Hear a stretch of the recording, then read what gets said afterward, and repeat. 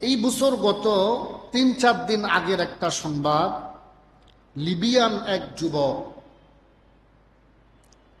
২১০ জন হজ যাত্রী এয়ারপোর্টে ঢুকলেন হজে যাওয়ার জন্য। ইমিগ্রেশনের মধ্যে আল্লাহর একজন বান্দা নাম আমের আল মাহাদি, যখন নিরাপত্তা কর্মী পুলিশ যখন তার পাসপোর্ট দেখলো, সেখানে কিছু ত্রুটি বিচ্ছুতি দেখতে পেলেন। অনেক সময় দেখা যায় আমাদের আইডি কার্ডের মধ্যে মোহাম্মদ অমুক, কিন্তু পাসপোর্টের মধ্যে মোহাম্মদ থাকে না। এখন দেখেন, রাষ্ট্রীয় এমন একটা বিষয়, আপনার প্রত্যেকটা কাগজপত্রে যদি আপনার একটা অক্ষরও যদি সমস্যা থাকে, আপনাকে তার জন্য জবাবদিহি করতে হবে। কথা বলেন ঠিক কিনা?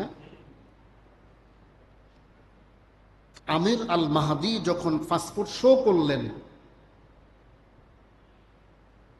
এয়ারপোর্টের পুলিশ বললেন, ভাই আপনার পাসপোর্টের মধ্যে কিছু সমস্যা আছে, আপনি বসেন।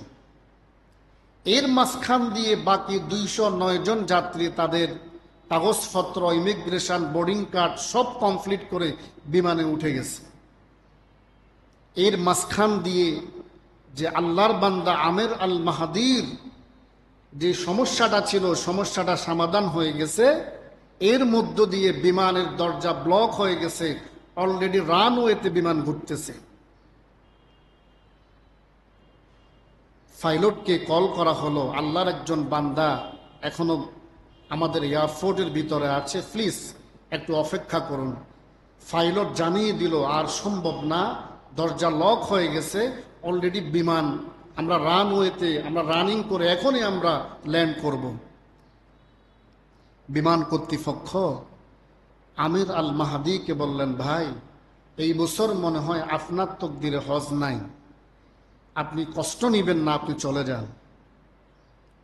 আল্লাহর বান্দা আমির আল মাহাদি হাউমাউ করে কান্না করা শুরু করলেন, আর বললেন, না আমি মানি না, আমার আল্লাহর উপর আমার ভরসা আছে। সুবহানাল্লাহ। হাসবি আল্লাহু লা ইলাহা ইল্লাহু আলাইহি তাওয়াক্কালতু ওয়া হুয়া রাব্বুল আরশিল আযীম। আল্লাহর যে বান্দা আল্লাহর উপর ভরসা করে, মনে রাখবেন তার জন্য আল্লাহই যথেষ্ট। ঠিক কি না?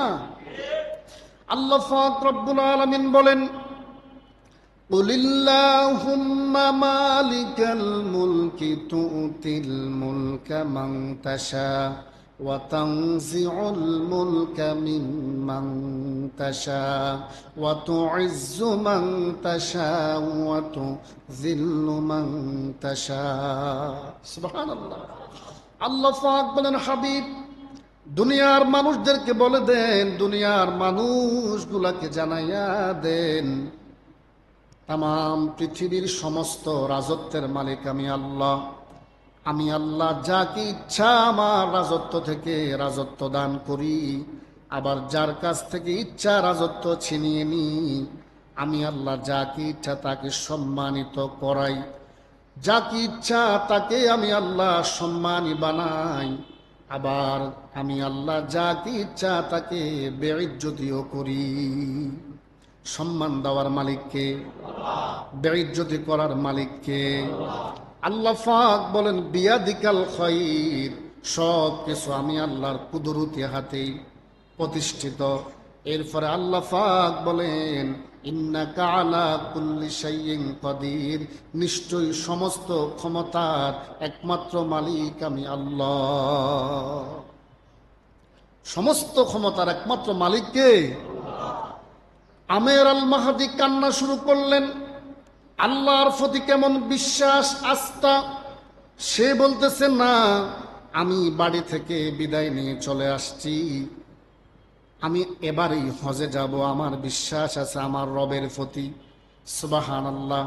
আধা ঘন্টা পরে বিমান থেকে পাইলট কল করে, আমাদের বিমানের ইঞ্জিনের মধ্যে সমস্যা দেখা দিয়েছে, আমরা অনতিবিলম্বে বিমানটা আবার লিবিয়ার এয়ারপোর্টের মধ্যে ল্যান্ড করতেছি। আধা ঘন্টা পরে বিমান যখন ল্যান্ড করলো, বিমানের যে সমস্যাটা ত্রুটি ছিল সমাধান করার পরে পাইলটকে রিকোয়েস্ট করলো দরজাটা একটু খোলেন, আল্লাহর বান্দাটাকে একটু নেন। পাইলট বলল না সরি, খোলা যাবে না, একজনের জন্য আইন আছে, আইনের বাইরে যাওয়া যাবে না। আর পাইলট ইচ্ছা করলে পারে। আবার বিমান ল্যান্ড করলেন। আবার বিমান এয়ারপোর্ট কর্তৃপক্ষ যখন আল্লাহর বান্দাকে বলল ভাই এবার মনে হয় আপনার তকদিরে নাই, চলে যান। আল্লাহর বান্দা বলতেছে না, আমার আল্লাহর প্রতি আমার বিশ্বাস আছে, আমার রব আমাকে এবারই হজে নিবে। সুবহানাল্লাহ। সেম অবস্থা। আবার যখন বিমান ল্যান্ড করলেন, আধা ঘন্টা পরে পাইলট আবার কল দিলেন, আমাদের বিমানে আবারও সমস্যা দেখা দিয়েছে, আমরা ল্যান্ড করতেছি। এবার ল্যান্ড করে পাইলট নিজে বলতেছে আল্লাহর বান্দা আমের আল মাহাদিকে ছাড়া আমরা যাব না। ক্ষমতার মালিককে। যেই বিমান দুইবার উড্ডয়ন হয়ে গেছে, আবার সেই রব মাহাদি আমের আল মাহাদির ইমানের দৃঢ়তা দেখে, আল্লাহর প্রতি একনিষ্ঠ ভালোবাসা দেখে, বিশ্বাস দেখে, ইন্নামাল আমালু বিন্নিয়াত, আল্লাহর উপর তার এত বিশ্বাস, তার নিয়তের মধ্যে এত ইখলাস, আল্লাহ পাক দুইবার বিমানকে নামাইয়া দিছে। সে রব আছে কি নাই?